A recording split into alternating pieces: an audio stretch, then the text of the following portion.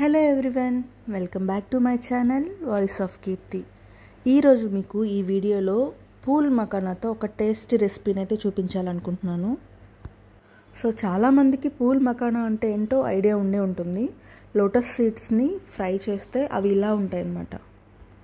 మనకి ఇవి అన్ని రకాల డ్రై ఫ్రూట్ షాప్లో అండ్ పచారీ షాప్స్లో కూడా ఇప్పుడు అవైలబుల్గానే ఉంటున్నాయి. ఇవి 6 months ఏజ్ బేబీ దగ్గర నుంచి పెద్దవాళ్ళ వరకు ఎవరైనా తినొచ్చు. నా ప్రీవియస్ వీడియోలో మీరు కనుక చూసుంటే దీన్ని నేను చిన్నపిల్లలు తినే ఉగ్గులో కూడా యూస్ చేశాను. సో అంత హెల్తీ అనమాట. ఈరోజు నేను చేయబోయే రెసిపీ ఏంటంటే చాక్లెట్ మకానా. సో దానికోసం ఫస్ట్ బాండీని అయితే వేడి చేసుకోవాలి. అండ్ ఈ పూల్ మకానా ఏదైతే ఉందో దాన్ని మనం కొంచెం చిటికెడు ఆయిల్ వేసుకొని దాన్ని మనం డీప్ రోస్ట్ చేసుకోవాలన్నమాట. ఈ పూల్ మకాన్ని రోస్ట్ చేయడానికి ముందు కొంచెం మెత్తగా రబ్బర్ లాగా ఉంటాయి. సో వీటిని మనం పట్టుకుంటే ఇలా ప్రెస్ చేస్తే పౌడర్ లాగా చిన్న చిన్న పీసెస్ అయ్యేంత వరకు వీటిని అయితే డీప్ రోస్ట్ చేసుకోవాలి. మనం వీటిని సిమ్లో పెట్టుకొని 2 to 3 minutes రోస్ట్ చేసుకోవాలి. సో ఇందాక నేను చెప్పినట్టుగా పట్టుకొని ప్రెస్ చేస్తే పౌడర్ లాగా లేదంటే చిన్న చిన్న పీసెస్ లాగా అయ్యేంత వరకు ఫ్రై చేయాలి. సో మధ్య మధ్యలో టెస్ట్ చేయొచ్చు అనమాట. ఇప్పుడు మనం ఒకదాన్ని ప్రెస్ చేసి చూస్తే అది స్టిల్ ఇంకా లైట్గా రబ్బర్ లాగే ఉంది కాబట్టి ఇంకొంచెం సేపు మనం దీన్ని రోస్ట్ చేసుకోవాలి. సో వీటిని మనం ఇంకొక 1 minute రోస్ట్ చేసిన తర్వాత మళ్ళీ ఒకసారి చెక్ చేసుకుందాము. అది ప్రెస్ చేస్తే ఇలా పౌడర్ లాగా చిన్న చిన్న పీసెస్ లాగా అయిందంటే అది రోస్ట్ అయినట్టు పర్ఫెక్ట్గా. సో ఇక మనం స్టవ్ ఆఫ్ చేసుకోవచ్చు. ఇలా రోస్ట్ చేసుకున్న మకానాని కొంచెం సేపు పక్కన పెట్టుకుందాం. వీటిని మనం ఉప్పు కారం చాట్ మసాలా చల్లుకొని నార్మల్ హాట్ లాగా కూడా తినొచ్చు. సో అది కూడా ఒక మంచి స్నాక్ అనమాట.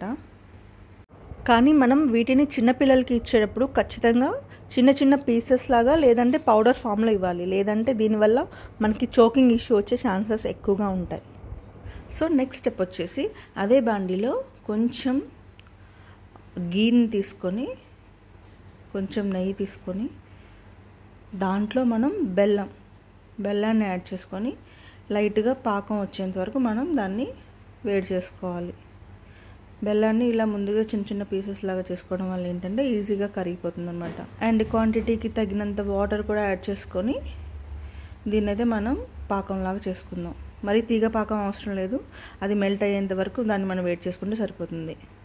సో చాక్లెట్ మకానా అన్నాను కాబట్టి కోకోవా పౌడర్ని అయితే తీసుకున్నాను. విక్ఫీల్డ్ వాళ్ళది కోకోవా పౌడర్ చాలా అంటే చాలా బాగుంటుంది. ఇది అన్స్వీటెండ్ అనమాట, ఇందులో ఎటువంటి షుగర్స్ యాడ్ చేయలేదు. న్యాచురల్ కోకోవా పౌడర్ కాబట్టి అది మంచిగా చాక్లెట్ లాగా టేస్టీగా ఉంటుంది.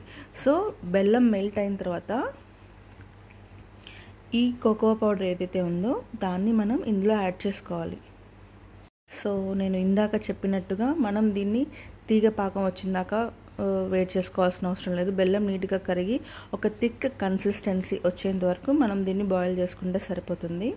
వన్స్ ప్రాపర్గా బాయిల్ అయింది, ఒక కన్సిస్టెన్సీ వచ్చింది అనుకున్న తర్వాత ఈ కోకో పౌడర్ ఏదైతే ఉందో దాన్ని మెల్ట్ అయిన ఈ బెల్లంలో యాడ్ చేసుకోవాలి. సో నేనైతే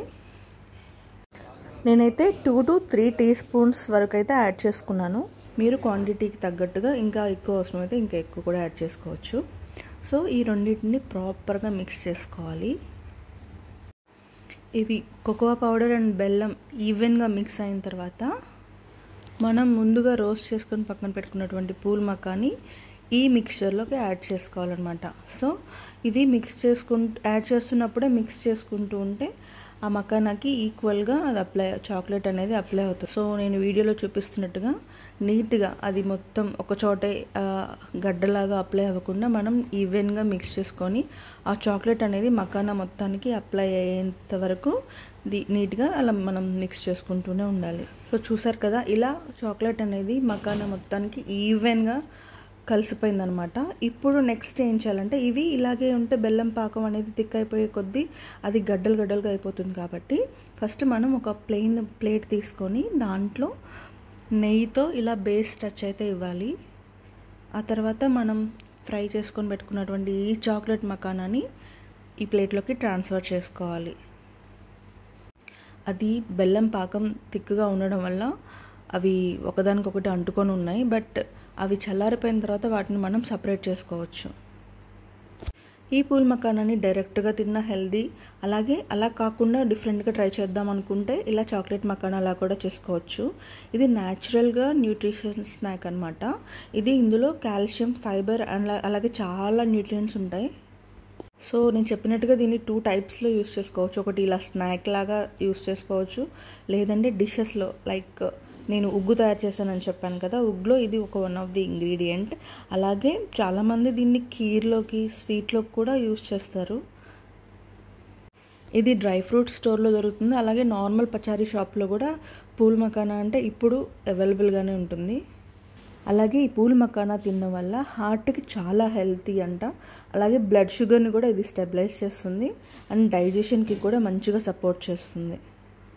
సో ఇది హెల్త్కి మంచిది అంటున్నాం కదా, ఎంత ఫ్రీక్వెంట్గా తినొచ్చు, ఎంత క్వాంటిటీ తినొచ్చు అంటే దీన్ని రోజు తినడం కూడా మంచిది కాదు. ఎందుకంటే దీంట్లో ఫైబర్ ఉంటుంది కాబట్టి దీనివల్ల గ్యాస్ ప్రాబ్లం వస్తుంది. అలాగే ఎక్కువగా తిన్నా కూడా డైజెషన్ ఇష్యూస్ అనేవి ఉంటాయి కాబట్టి దీన్ని ఎంతైనా లిమిటెడ్గా తీసుకోవాలి. అంటే స్నాక్ లాగే తీసుకోవాలి. దీన్ని ఎవరైనా తీసుకోకూడదా, ఎవరైనా తినకూడదా అంటే ఇప్పుడు కొంతమందికి సీడ్స్ ఎలర్జీ ఉంటాయి కదా. ఫర్ ఎగ్జాంపుల్ కిడ్నీలో ఏదైనా ఇష్యూస్ ఉన్న వాళ్ళకి సమ్ ఎలర్జీస్ ఉంటాయి కాబట్టి అలాంటి వాళ్ళు పర్టికులర్గా ఎలర్జీ ఉన్న వాళ్ళు దీన్ని తీసుకోకపోవడమే మంచిది.